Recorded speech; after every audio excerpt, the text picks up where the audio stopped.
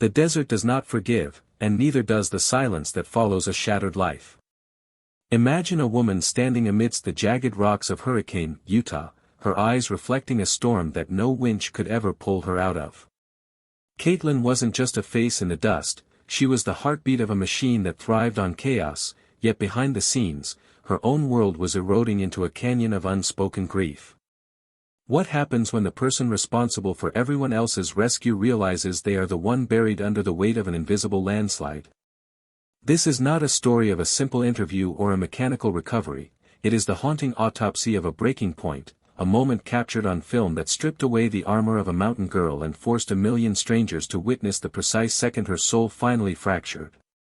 Why did the cameras keep rolling when the light in her eyes went out? The sun hangs low over Hurricane, Utah, bleeding a bruised purple across the jagged horizon of the sand-hollow dunes. It is a landscape of divine indifference, where the wind carves ancient histories into the red rock and the scent of parched earth mixes with the metallic tang of oxidized iron. In the center of this vast, silent cathedral stands a yellow wrecking crane, a stark, industrial intrusion against the natural majesty of the desert.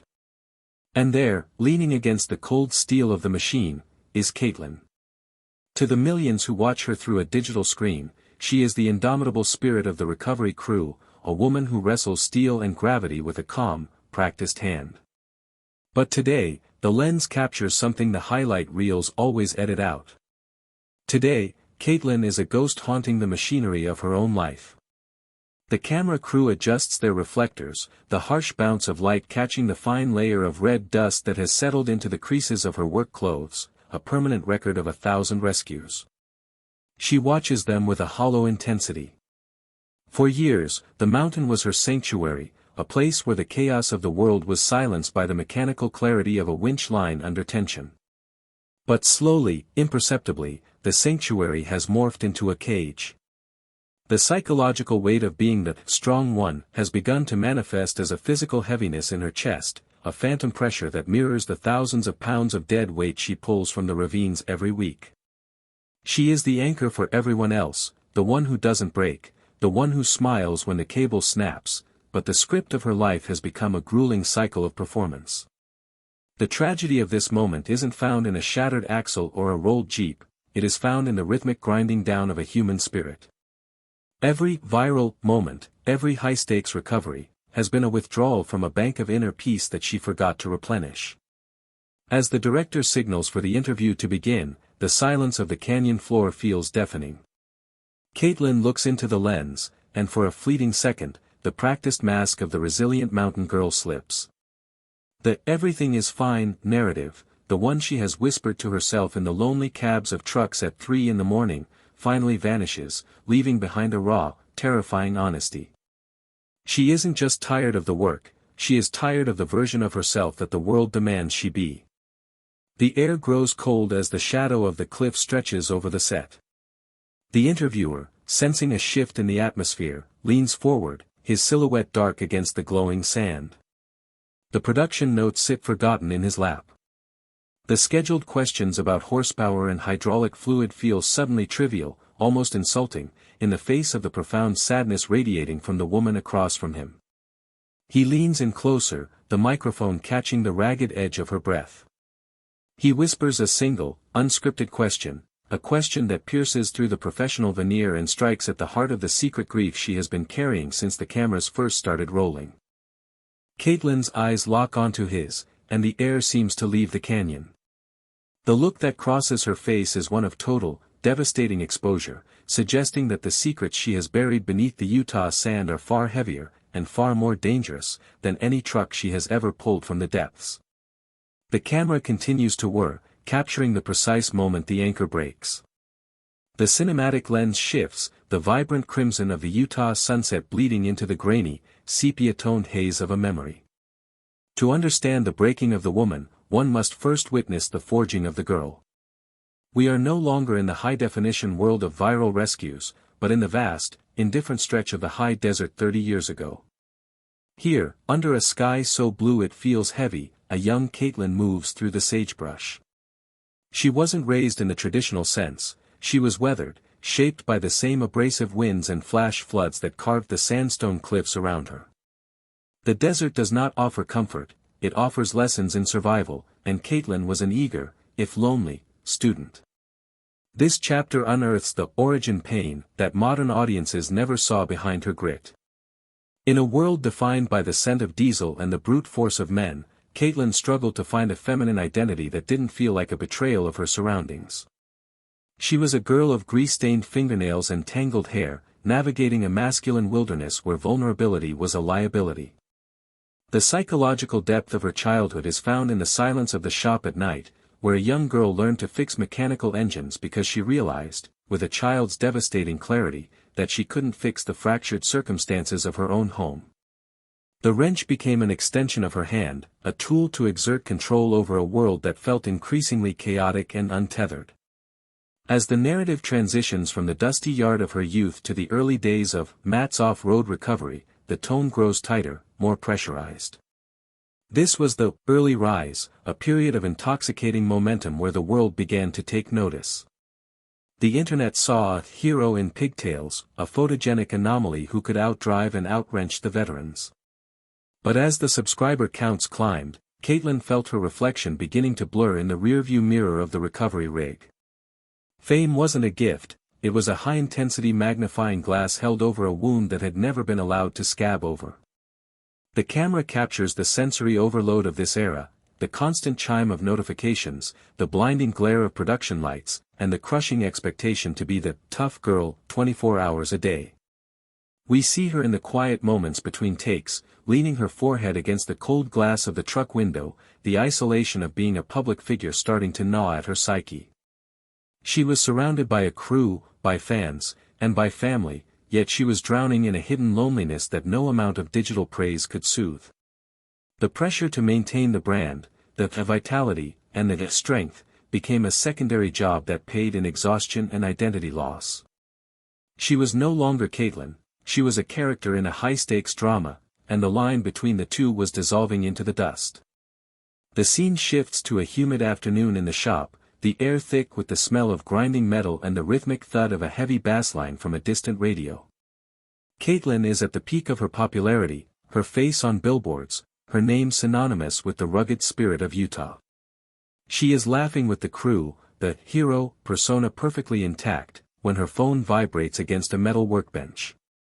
The sound is sharp, intrusive. She wipes the grease from her hands and answers, her voice trailing off as the color drains from her face. The camera stays tight on her eyes, the precisely calibrated moment where the early rise hits an invisible wall.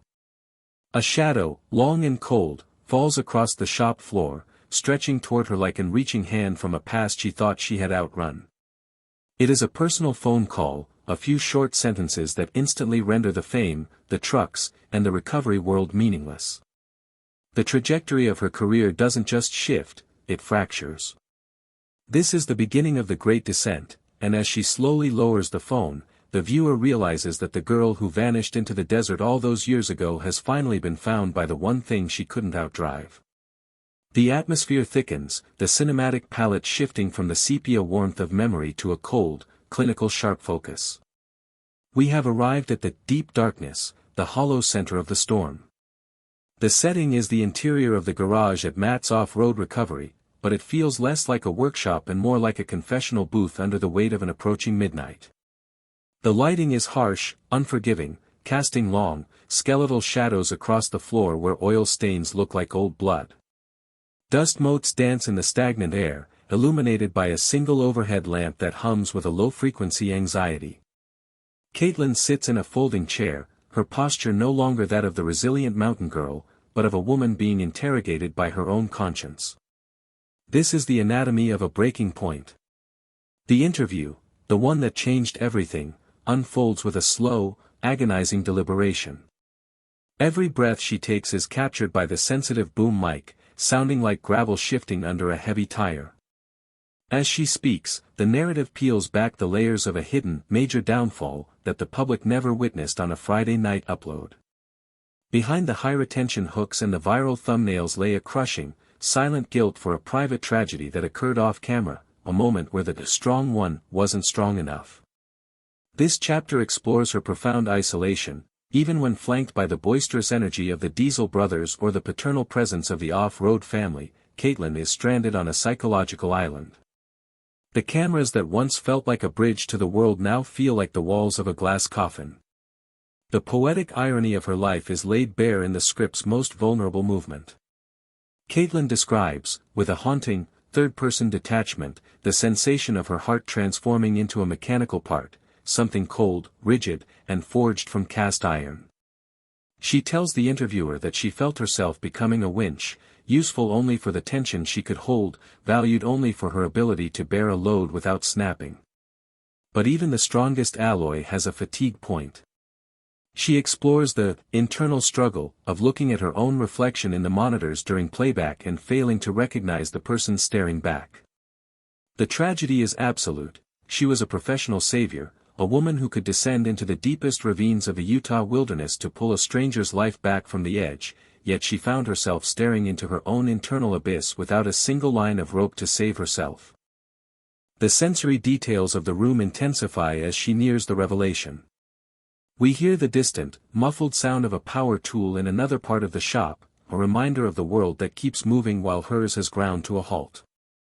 The narrator leans into her psychological depth, describing the identity struggle of a woman who realized that Katelynn from the videos had effectively murdered the real Katelynn. She speaks of the fear that if she stopped being the hero, there would be nothing left but the dust. The guilt wasn't about a failed recovery of a vehicle, it was about the failed recovery of her own soul.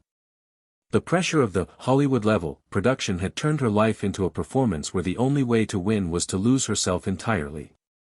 As the interview reaches its climax, Katelynn leans forward, the light catching the moisture in her eyes that she refuses to let fall. She begins to speak the truth, the jagged, unpolished reason why she really walked away from the fame, the money, and the recovery world that worshipped her. Her lips move, her expression one of terrifying liberation, as if she is finally cutting the cable that has been choking her for years. But just as the most pivotal word is formed, the cinematic experience takes a jarring turn. The high-fidelity audio cuts to a sharp, absolute silence. The ambient hum of the shop, the sound of her breathing, the distant wind, everything vanishes into a digital void. We see her face contorted by the weight of the confession, her eyes wide with the relief of the truth, but the sound is gone. We are left in a vacuum of speculation, staring at a woman who has finally found her voice, only to have the world wonder if the truth she spoke was too jagged, too dark, or too honest to ever be broadcast to the masses. The oppressive, mechanical hum of the shop fades into a soft, melodic silence, replaced by the natural respiration of the Utah wilderness. We emerge from the shadows into a new light, not the blinding glare of production LEDs, but a gentle, golden hour that bathes the sandstone in a restorative glow.